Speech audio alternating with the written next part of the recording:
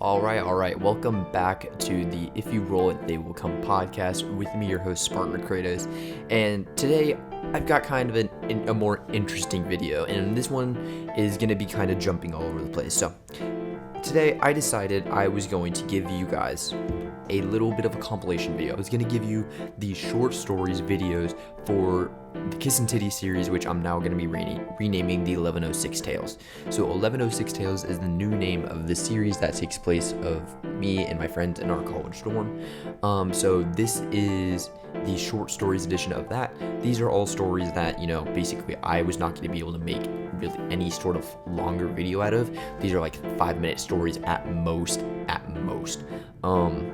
And so yeah, we're gonna just jump right into it. So the first one I have for you guys today is this is just about the worst person I have literally ever smoked with. Like I've had some pretty bad experiences smoking with people, but nothing too bad.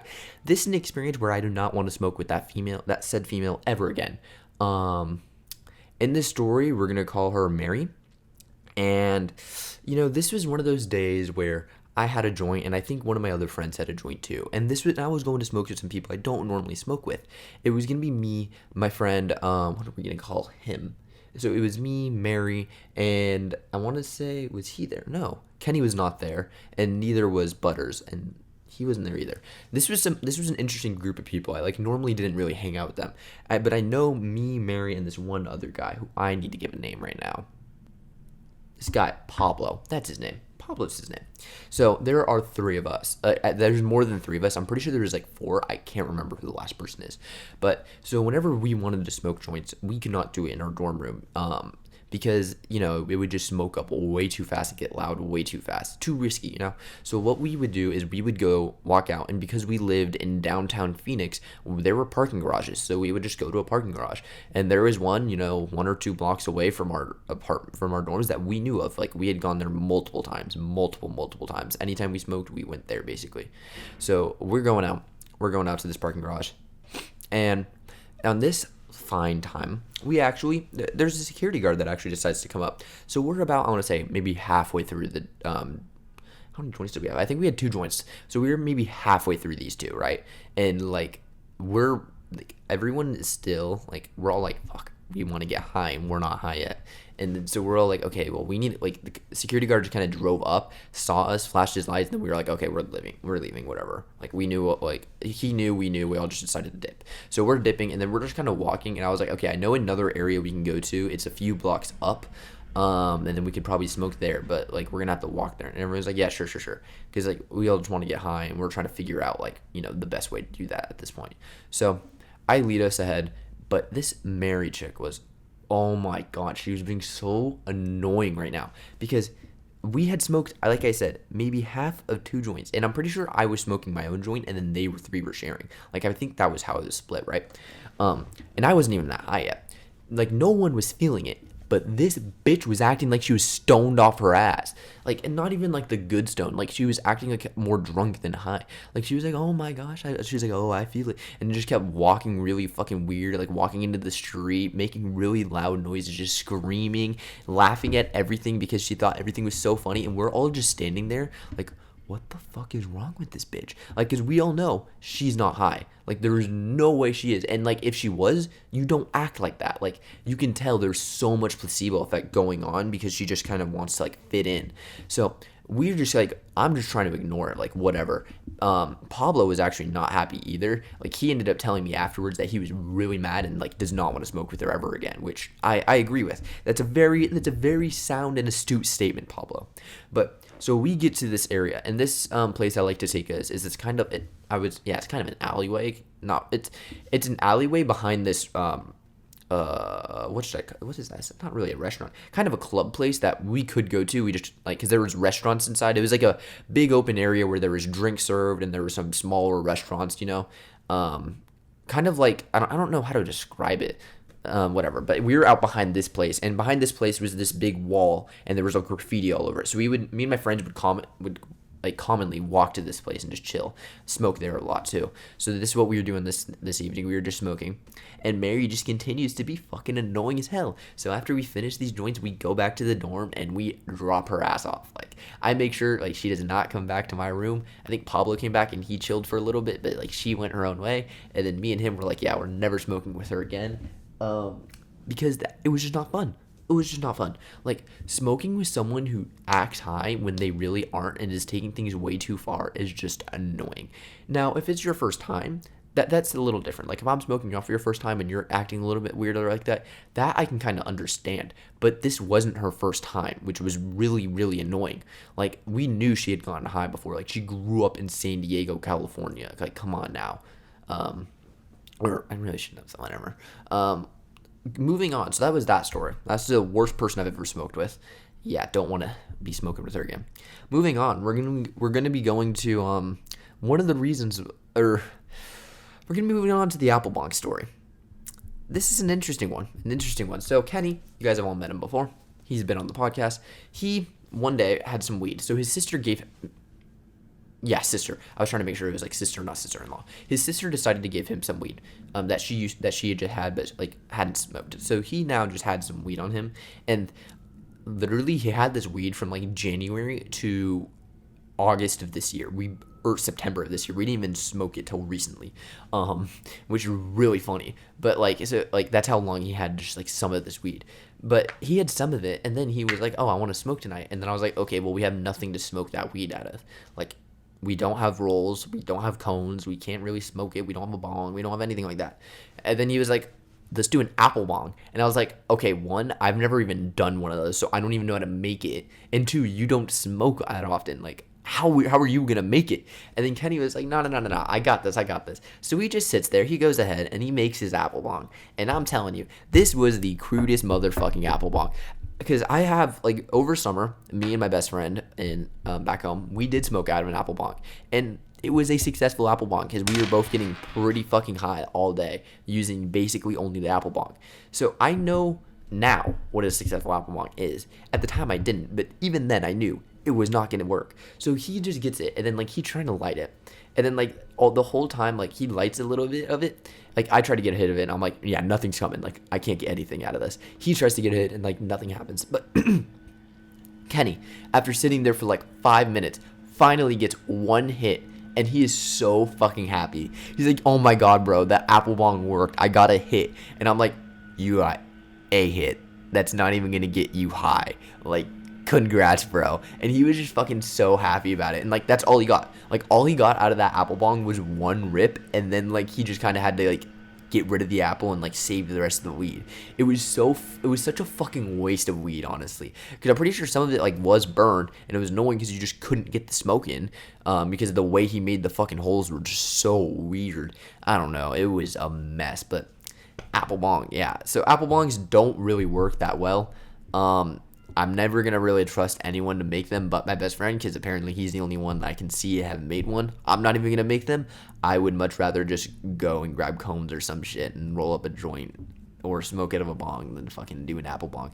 Like, there are so many better options than the apple bong, and that's what I'm taking away from this story. Like, never. If you have to, if you're like fiending, like, yeah, do it, but like, come on. Like, there are other ways to get around it, and you can just easily kind of get around it. So that's the apple bong story. Now on to the next one, and this one takes place really early on in living in 1106. So this was like one of the first times we were ever drinking, but this was like maybe a month in, because at this time we had gotten our table. So me and Kenny decided one day we were going, because like a lot of people came to our room, and like a lot of people would eat and hang out in our room. So we were like, okay, we want a table, like a fold up table, because one, it would be good for beer pong, but two, it'd just be nice to have so people could eat off it, you know? Because like I'm telling you, our room was the spot. Every day there was at least 3 to 4 of us in our room. Like it was me, Kenny, and then some of our friends were always over for like almost every class, because we took all of our classes almost on Zoom.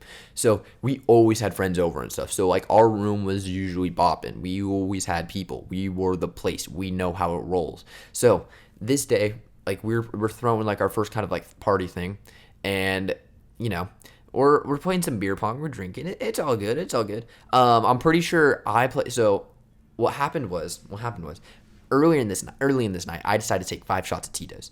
And I'm still a very lightweight when it comes to alcohol at this point. This was still September of 2020, so not that long after what happened in July.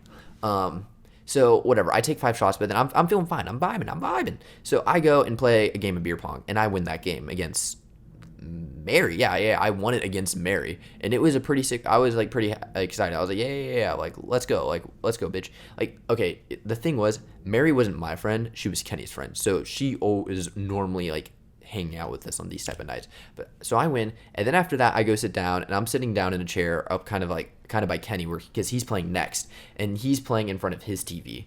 Like, the way we have the table set up is like one end is by my bed and the other end is by the TV. So he's up there, he's standing, he's chilling, and then I'm sitting there, and then I think I maybe take a drink of, like, I think I made a mixer of Tito's and Capri Sun that I was also drinking on. We had a lot of Capri Suns, so we were making mixed drinks of Capri Suns all the time in our dorm.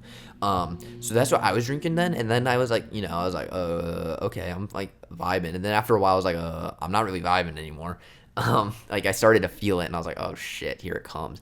So then Kenny's just playing beer pong, and then he kind of looked at me, he's like, bro, are you okay? Because I'm just sitting in the chair like, fuck. And then I just kind of like get up and try to push past him, and then he thinks, though, like, we've had this talk, he thought I was like just like kind of getting up, so he was just trying to push me back into the chair. So I'm trying to push past him, and he's trying to push me back into the chair, and then as I'm pushing past him, a little bit of, I go, ooh, like a little bit comes up and a little bit comes out. Not a whole lot, just a little bit. And it kind of gets on his arm. He's like, oh shit. So then he just kind of moves, and then I'm just kind of like still trying to push past him. So when I push past him, I like step forward a little bit, and then I fall. Right in front of the bathroom door, I just fall on my face. And then everyone's like, oh shit. So then Kenny comes over and like opens the door, and then I crawl into the bathroom and then fucking just yak all over the plate, like all in the toilet. That Tito's was not sitting right with me at all, and it was all coming up.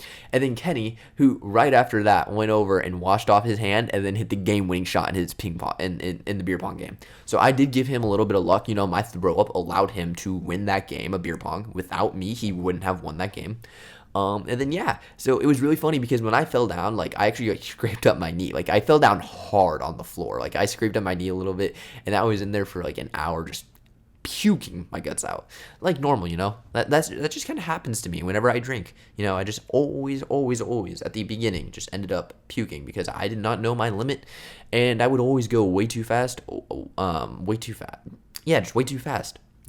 Drinking fast is not normally a good thing. Smoking fast, on the other hand, I love that. Drinking fast, it's not for me. It's not for me. All right, and this is the last story of the short story episode, and this is what me and my friends like to call the Faderade story. So, I think this was a couple days after my birthday. We decided to throw a party because we didn't have school the next day. On like the Monday, we didn't have school, so on Sunday we were throwing like a party in my room, like to celebrate my birthday. And we were all getting pretty fucking drunk. Like, we all got, like, this will be a story in itself of that night, but like, long story short, we were all fucking drunk. Like, things were like, we were drunk as fuck. And then what I ended up doing was I had this bottle of Gatorade, so I drank about a quarter of it, maybe a third, and then filled up that other third with like New Amsterdam. And then it just kind of like sat on the table, and then like I didn't drink it. Like, I was just kind of sitting there for like a little bit, and then after a while I ended up throwing up. But like, so that bottle of Faderade ended up on its way into the fridge, and so I didn't drink it that night, and it just kind of sat there, and then like April rolls around and it's still in there. Like, me and Kenny like made this joke, like every time we'd open it we'd see it, and then like I would always be like, hey, you want it? And be like, no, fuck that. Like, we were both like not gonna touch it because I don't know why. Like, after that night, like, I made it in the moment. I was like, yeah, I'm gonna drink this. Like, I could still drink. Like, I'm feeling really good. And then like not even like 20 minutes later I was in the bathroom puking. But like, it wasn't even that bad of a throw up. But like that like Faderade was just sitting there forever, and like we were all just like contemplating it. We would just like look at it all the time and like, Do we actually go after it? Nah, no. We're not desperate. Do we actually drink it? No. It was like so funny because it just sat there until the middle of April when finally Kenny's friend from U of A came up to see us. He had came in first semester too, but now he's coming in second semester with one of his friends, and this is again a story in itself that'll be told on the podcast in full on another date. But when they came up, we were actually able to convince him to drink the Faderade, and he did drink the Faderade, which is good, because we finally got that off our hands. But speaking of Faderade, we kind of have a new Faderade situation developing in our apartment right now. So one of the days, I had some Malibu and there was some orange juice, and then I decided to, I was gonna make a mixed drink because I was going down to the pool. My fucking dumbass filled about 8 ounces of Malibu and then about 8 ounces of orange juice. So it's about a 50-50 split in that bitch, and I don't want to touch it. After drinking a little bit of it, I'm like, this is too strong. I'm not drinking this shit. So now that I have and that was in my water bottle, in my other water bottle. So I have like a water bottle full of orange juice and Malibu just sitting in the fridge, just waiting to be drank, and no one's gonna drink it. It's Faderade 2.0 has once again fallen upon us, and will Kenny's friend be able to drink it again, or will one of us man up and drink it? Tune in next time on the If You Roll It, They Will Come podcast. Alright, and those are the 4 stories I have for you guys all today. I hope you guys liked this episode of the 1106 Tales.